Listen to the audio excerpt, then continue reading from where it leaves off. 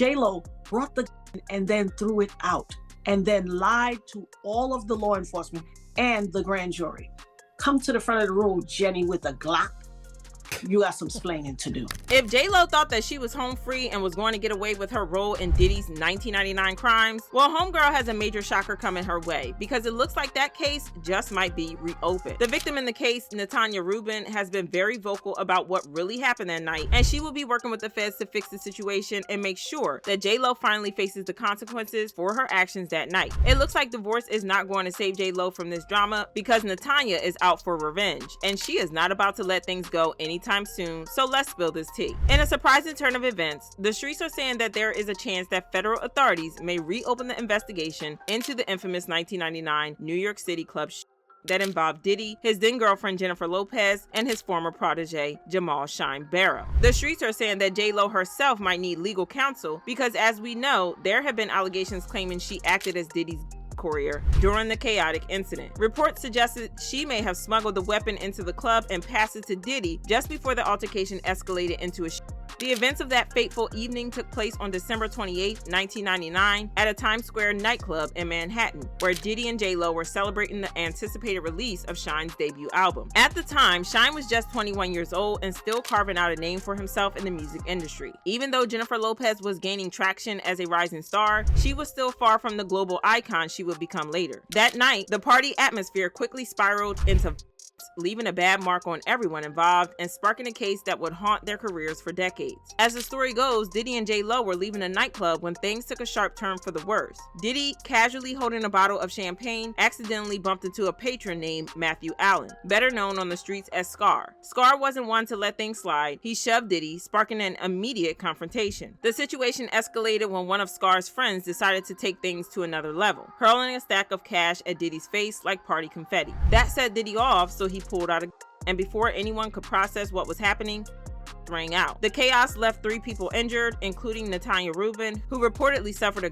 wound to the face, allegedly at Diddy's hand. As panic swept through the club, Diddy and JLo wasted no time making their escape. They jumped into a Lincoln Navigator, speeding away with a gun hidden in the trunk, but their gateway wasn't exactly seamless. Despite the high stakes, the pair ran a red light, drawing police attention. Their sloppy mistake led to them being pulled over, not for the but for a traffic violation. Once at the station, things got even messier. Mugshots were taken, and by this point, JLo was reportedly in tears, completely overwhelmed by the unfolding drama. Adding to the scene, JLo's mother allegedly showed up at the station, clearly furious. She reportedly scolded her daughter in Spanish, shouting, "I warned you not to get involved with that man." As the drama unfolded, Diddy's then driver, Wardell Fenderson, took the stand and dropped the bombshell. He testified that Diddy had tried to bribe him into claiming ownership of the found in the Lincoln Navigator. This testimony painted a clear picture. Diddy wasn't about to take the fall for the incident, whether he had pulled the trigger. Following the police investigation, authorities slapped Diddy with 4 weapons-related charges in addition to the bribery accusation stemming from Fenderson's claims. But Diddy wasn't going down without a fight. His legal team crafted a defense that leaned heavily on the optics, arguing it was simply too implausible to imagine Diddy and JLo, a budding Hollywood star, casually cruising around Manhattan with a firearm stashed in their trunk. Their strategy was to paint the whole situation as absurd and out of character for a glamorous power couple like Diddy and JLo. One of the lawyers told the judge, "I don't know if you know this, Judge, but this person, Jennifer Lopez, is a very famous actress. To think Mr. Combs is walking around with her with a loaded gun, it's so ridiculous that it stretches the imagination." Somehow, against all odds, Diddy's defense strategy worked. The jury bought it and he walked away acquitted of all charges. The high-profile case, which could have derailed his career, ended in a legal victory for the music mogul. But the story didn't end there. Years later, Gene Dill, Diddy's former bodyguard, came forward with explosive allegations that painted a much darker picture. According to Gene, Diddy planned to save himself at any cost. He allegedly hired people and enlisted friends to show up at the police station and provide false testimony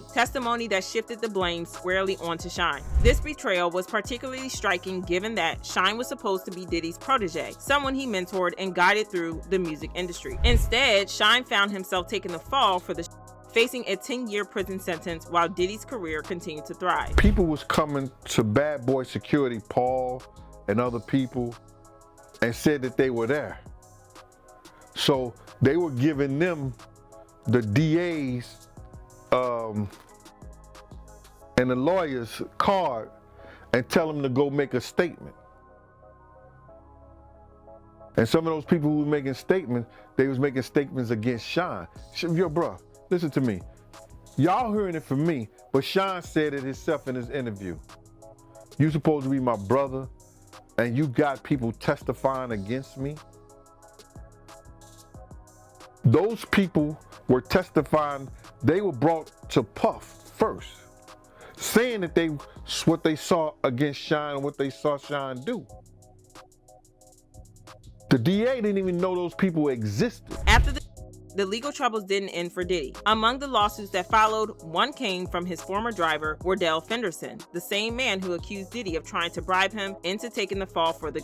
In 2004, Fenderson filed a lawsuit claiming that the events of that night left him emotionally scarred. The case was ultimately settled, but the terms remained confidential, leaving the public to speculate on what exactly went down. Diddy also reportedly reached settlements with the 3 victims injured in the incident, including Natania Reuben, who had been faced. These settlements were likely an attempt to close this chapter and move forward, though the shadow of that night lingered over his career for years. In a bid to rebrand himself and shake off the scandal, Diddy even changed his name from Puffy to P. Diddy. At the time, it might have seemed like a clever move to distance himself from the drama, but it's clear now that the past has a way of catching up. So why are the feds digging up this 25-year-old case, especially when it seems like everyone involved has moved on? That's where things get interesting. What many people might not realize is that Lil Rod, in a recent lawsuit, referenced the infamous 1999 club. His mention of the incident appears to have reignited federal interest. In a section of the lawsuit titled "Mr. Combs Used His Power and Influence to Threaten and Intimidate Mr. Jones," Lil Rod accused Diddy of threatening him with a firearm because he refused to give in to his demands. Diddy also allegedly tried to scare him by bragging about getting away with shooting people. It read, according to Mr. Jones, Mr. Combs is very forceful and demanding. Mr. Combs does not take no for an answer and would often threaten to inflict bodily harm on Mr. Jones if Mr. Jones did not comply with his demand. As detailed above, Mr. Combs threatened to eat Mr. Jones's face. The lawsuit then went on to say, on another occasion, while standing in Mr. Combs' bedroom, Mr. Jones was forced to watch as Mr. Combs displayed his and bragged about getting away with people. Mr. Combs shared that he was responsible for the in the nightclub in New York City with rapper Shine. He shared that artist and Mr. Combs' girlfriend at the time, Jennifer Lopez, aka JLO, carried the into the club for him and passed him the after he got into an altercation with another individual. For a while, this particular drama got swept under the rug, which isn't surprising, given the other heavy allegations against Diddy. But it looks like Natania is not letting down in her quest for justice. In a new interview, she stood on business, insisting that JLO is not as innocent as she's claiming to be, because she knew what she was doing that night. JLO clearly was caught throwing this weapon out. Shine was accused of Julius Jones. Oh, sorry, correct. But so why didn't Puffy and JLO get the proper, conviction? Because their money is super long and people love adjacency to fame, celebrity.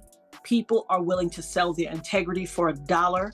Sharice Myers, all of you. She then claimed that Diddy had allegedly bought his way out of trouble. Through more in the government filings against Combs this week was that tape, the Cassie tape, and that the feds are alleging that he paid $100,000 to make that tape disappear.